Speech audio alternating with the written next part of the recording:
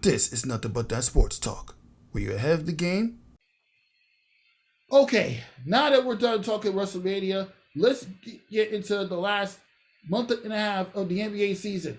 Which team do you think stand out the most in the NBA?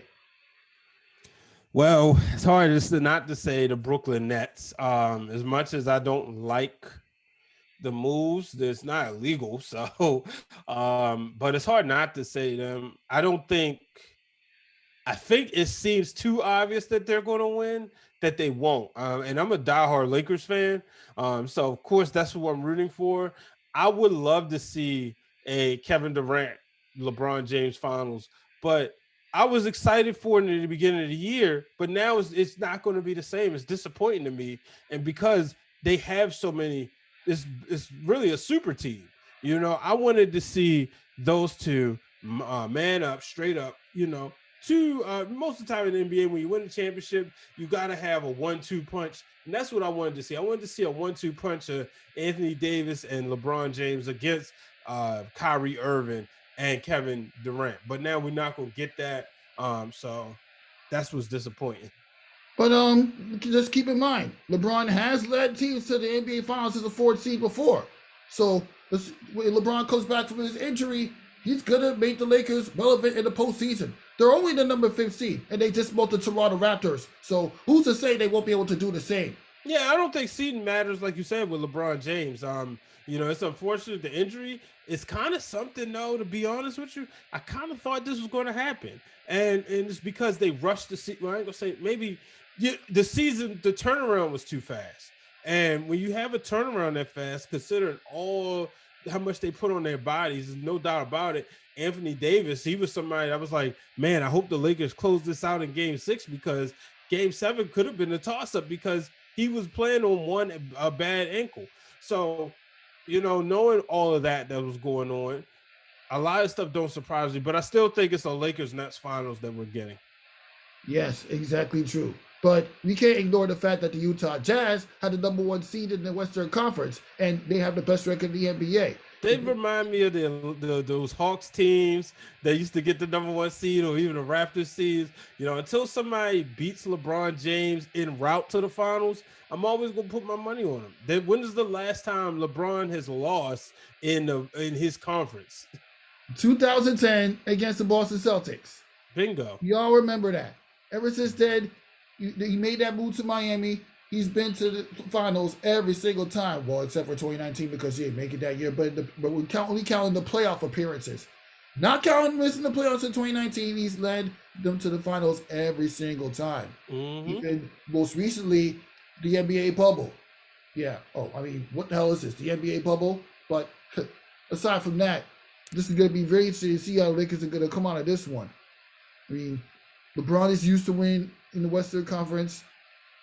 Now that you're back to playing your own market, you got to get through the Jazz, the Phoenix Suns, the Los Angeles Clippers. Well, I would not say the Clippers are going to make it to the finals after what we saw in the bubble last year against the Denver Nuggets. So, yeah. Yeah, I just don't see it happening. Yeah, it's just incredible. But since we're on the topic of the Brooklyn Nets, I know what went through your mind when you saw the James Harden trade go down? I was disappointed. I was hoping he went anywhere but there, or the Clippers. But when he went there, I was like, oh, here we go again. We just got away from super teams. We just got away from big threes, I should say. And then we were right back in this. We had one season, even though everybody was predicting Lakers and Clippers in the conference finals. I just wanted that one season where you didn't know who was going to make it. You think about, we had 4 straight years of Cavs Warriors, right? Then the Warriors went on again. I wanted to have that. Toss it up. We don't know who's going to be in the finals. We don't know, Last year, what made the Eastern Conference so much fun to watch, and the Western Conference was nerve-wracking for me because I'm a Lakers fan, but the Eastern Conference was so much fun because you really didn't know. He was like, okay, Miami's getting hot. Now, and nobody would believe me, but when I saw an interview with Jimmy Butler did at the beginning of the playoffs, I said, oh, he got that fire in his eyes. I would not be surprised when they kept saying he didn't bring his family. He wasn't bringing his family. It's a business trip. I said, they could get to the finals. Sure enough, they did. So That's what was disappointing when I saw that James Harden went to the Brooklyn Nets. Yeah, but yeah, the only thing disappointing about the James Harden trade was the fact that they had to give up Karis LeVert and Jared Allen, who carried the Nets in the NBA bubble when they were above average team. They were, I mean, they probably weren't going to get out the first round anyway, even if Kevin Durant and Kyrie played, because you didn't have Kyrie, you didn't have KD, you didn't have Spencer Dinwiddie, you didn't have DeAndre Jordan. All you really had was Jared Allen, Karis LeVert, and Joe Harris, and oh yeah, and literally the bench warmers. But let's not forget that Brooklyn, they held it down. That fast improvement is what led to KD, Kyrie, and Harden going there in the first place. Mm-hmm. And you got to thank D'Angelo Russell's season in 2019 for that one. Nobody really expected the Nets to recover and get to be the championship contender so fast. Yep. Ever since James Harden came to the Nets, he's consistently had 2 consecutive Player of the Month awards. Not to mention, he was an MVP candidate before he got injured and he had to miss 10 days. But let's not forget, but we can't ignore how incredible of an athlete James Harden is. We always talked about how good LeBron James is because it's LeBron James, but we never talk about how good James Harden is, even through the years where he didn't lead the Houston Rockets in the finals. James Harden is that type of guy that can be pass first offense and a scorer. He can control the offense. He's a good floor general. He can get to the rim. It's like his floaters and layups are so flawless. Not to mention his 3-point shooting, especially when he draws the 4-point plays, is not something you can be messing with. James Harden is just that type of guard. Yeah, that's true. That's true. It's still disappointing. Yeah, I mean, I get why you act like that because you distance yourself from the big three, you just to get back into it. But it was James Harden's choice. No, you're right. He got tired of losing in Houston. That is just crazy. Oh yes, and let's get into another team that we didn't expect to turn things around: the New York Knicks. What are your impressions about them? I think they're good. I was thinking about Julius Randle earlier today, and I remember when he was drafted by the Lakers, and it was the talks. I mean, how Kobe Bryant was high on him, and now to see him doing what he's doing is just amazing. And it would be lovely to see the Knicks pull off the upset. But I think they're going to be a fun team to watch as time moves forward. I will say though, if the Knicks are going to make the playoffs, you have to avoid the Philadelphia 76ers and the Brooklyn Nets. You couldn't beat any of those teams in the regular season. You're not going to take them out in the postseason. That's just how it is. The Knicks have lost against the 76ers like 15 consecutive times to regular season play. So facing them in the playoffs would only add on to the misery. I'm happy to see the Knicks a playoff team, but let's be honest, I didn't expect it to improve so fast. Mm-hmm. I really didn't. And a lot of people didn't, but and who knows? Playoffs basketball is different. Playoff basketball is different. Who knows? Yes, but up until this point, who is your NBA MVP? LeBron James.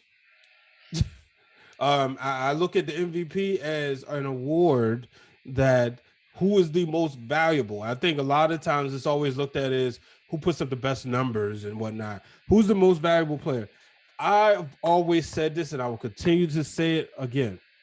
Every year that he plays in the league, he is the most valuable player because when he's not there, you see the records in the teams. When LeBron James left Cleveland, we saw them go from first to worst. When he was left Miami, we saw the drop off. So when he was with the Lakers and then they was coasting, they were starting to find their rhythm. Boom, he's gone. They started losing. That's the most valuable player to me. A valuable player is somebody who helps your team get above the hump and helps them get to where they need to get to. And that's why I will always say that LeBron James is the MVP until his teams can do just as good or halfway as decent when he's not there. That's a good explanation on top of my "It's LeBron James" catchphrase that I to my show. Yeah, a lot of people always say, but like the context that, if you're going to call it who was the best scorer or who the best numbers award, fine. But when you're saying who's the most valuable player, who's the most valuable person to their team, then I look at it as LeBron James. That's a good point. Who is your defensive player of the year? I ain't even looked at the numbers in a while. Isn't Giannis still up there? Yes, he is. Yeah, I mean, but we all know who the greatest defensive player ever. This is Draymond Green. I'm a Draymond fan, but yeah, nah, nah, bro, you tripping with that one. You got excellent points. Okay. Who is your rookie of the year in 2021? LaMelo Ball, he's another one. With him gone, and that's why he's my rookie of the year. Yeah. No, I mean, you got a point. I would give it to Emmanuel quickly for turning the next season around. Yeah. Because Emmanuel quickly, he's up there. Mm-hmm. This is going to be very interesting to see how the season's going to finish up. Do you see the Nets holding off the 76ers for the top seed in the Eastern Conference? No, I don't think. See, it's weird because you got a veteran team, but then who's with a rookie coach.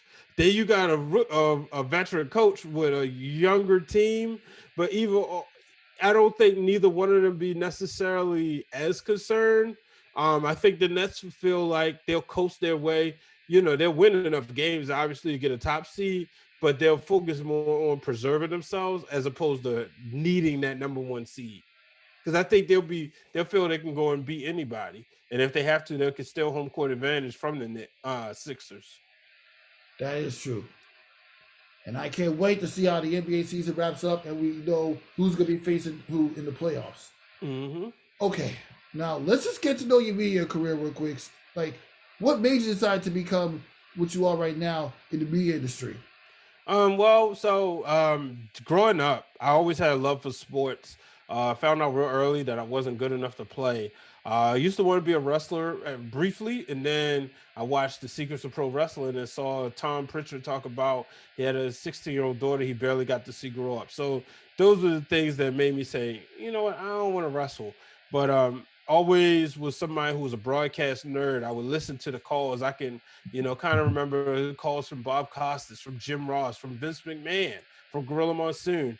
And that's what made me really want to do this. And then once I got to college and then took a break, and then when I was playing softball, shout out to Monique Jones, who's with the ESPN's Undefeated.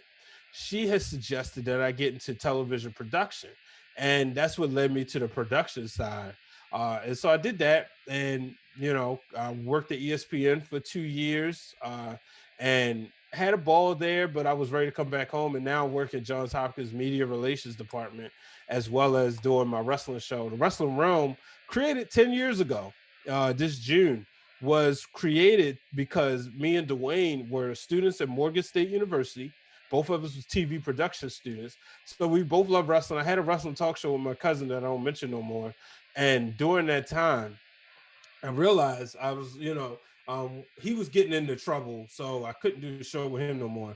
And at that time, we were starting to like really get hot, and I was doing stuff by myself. But then I meet Dwayne. I was like, oh, this is the guy I need to be on camera with. And we used the Wrestling Realm helped us really put together and really learn how to produce TV shows and stuff. And that's what got me into this, and that's how we've been able to go 10 years strong. A little ups and downs, meaning one point we could record every week like it was nothing. Technology changed. I moved to ESPN. It wasn't always as easy to do remote recording as it is now. Then I moved back and we had, life happens. But, now we've launched the Wrestling Realm Now podcast, which you can find on all social media platforms. And then also, we still do our flagship show where we take a subject. So the latest show we did was called AEW Copy of Competition Revisited, where we talked about it when it first came out is a copy of competition to the WWE. But now we talk about, we revisit that conversation, just kind of look at the past 18 months of AEW. We also have a couple other shows coming out. One is Black Excellence in Pro Wrestling. I haven't said this to nobody else, so this is exclusive. We're doing one where I'm going to drop my top 5 video games I can have back. So a lot of cool stuff that I'm really excited about coming out. Of course, WrestleMania season is here, so we will have a preview show with the two of us. Nice. you're really all over the place, both on the sports side and wrestling side. And wrestling is a sport, so yeah. And then, I also have a podcast called Breaking Through the Glass Ceilings. So if anybody's out there who's into reality television, season 3 of Temptation Island, live on USA Network, I just had my good friend Lauren Tula Poindexter on. Lauren's also a media person. We met a few years ago, and I saw she was on the show. I said, hey, well, come on inside. Oh, she was. We talked about her career, but we also talked about her experience on the reality show. So that just dropped early Tuesday before the show came on. So that's available on all podcast platforms and on YouTube. Yeah, that's crazy. I actually watched her interview with Lauren Poindexter. She sounds like she knows what she's doing. Oh And yeah, I see absolutely. clips of Temptation Island, and yeah, obviously that Temptation Island looks like one of those shows that's tough to get in, but not tough to get in. I mean, you just got to be one of those guys who are willing to be in reality TV. Well, Mm-hmm. reality TV. I did theater acting for 3 years, so I could probably see myself doing theater. I could probably see myself doing something like that. And yeah, but yeah, it's just crazy. But let's talk about some of the wrestling events that you attended during your time as a wrestling fan.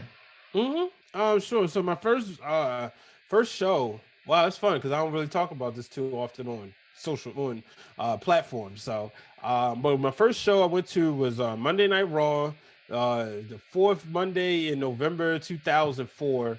I remember it was the night where can I say his name on this show? You probably know who I'm Yes, you talking about. can. Yes. Okay. I just gotta make sure. Chris Benoit and Edge challenged Triple H for the WWE World Heavyweight Championship. What was the time? It was called the World Title, and both of them pinned Triple H, so the belt was vacated. It was shortly after the Survivor Series where Randy Orton's team won, and he was in charge of like the whole thing. So that was my first show. My first pay-per-view was Backlash 2008, where Edge had his rematch against The Undertaker. And that was the first time I got to see The Undertaker in person. So that was cool. So I went to that pay-per-view. I went to Battleground when the Shield faced each other. That was also a night where Kevin Owens and Sami Zayn faced each other. What else I went to? TLC 2000. Was that 11? Yeah, 11 when Daniel Bryan cashed in his Money in the Bank. Money in the Bank 2013 when Randy Orton won it all. yeah, Randy Orton won. That was crazy. Yeah, in Philly. That was the first time I went to one in Philly. And then my two WrestleManias. I went to WrestleMania 33 in Orlando, but my first one was 28 in Miami, which was great. Just being down there. I always tell every wrestler fan, please if you get a chance, go to WrestleMania, go down there that Wednesday if you can, and just experience everything from Access to Hall of Fame to Raw. If you can, SmackDown. I've never gone to the SmackDown after Mania, but definitely been at the Raw after Mania. When I was in Connecticut, I went to a Monday Night Raw. It was the night AJ Lee came back and got her title back from Paige. So I've done, I've been to quite a few shows. Yeah, I mean, this is gonna shock you, but I didn't go to my first wrestling show until 2012 TLC. When WWE first started doing shows at the Barclays Center, the first few months that it opened. Okay. The night where Dolph Ziggler won back the Money in the Bank briefcase from John Cena. Oh yeah, and it was also when the Miz turned face during this show. Yeah, I was at the last Raw after that. It was the last Raw of the year in DC. I went, and that's when I met Vince McMahon. Yeah, and speaking of mean wrestlers, like I remember ever since 2014, I always got like hundreds of photos with WWE superstars. I'm not gonna say where I got them because it's just not. But let's just say whenever WWE is in New York City, I go out there and get photos with hundreds of wrestlers. Hundreds. Yeah, and most of the time it's on a day I go to a wrestling show. Okay. Go so many wrestling. I've been to that. I've been to NXT Takeover 3 and 4. Yeah, that's my wrestling fan experience right there. I never really get to share my wrestling fan experience since, I don't really interview too many wrestling fans. And I'm glad to have you on the show. I appreciate it. I appreciate the invite. Yeah. So, yes. That'll conclude this episode of Nothing But That Sports Talk. Thank you for stopping by, Brian Waters. And check out his content. He has a lot of stuff coming up. And I can't wait to see what you put together. All right, appreciate it. Thanks for having me. It's all the balls out there. Get your head in the game. All right.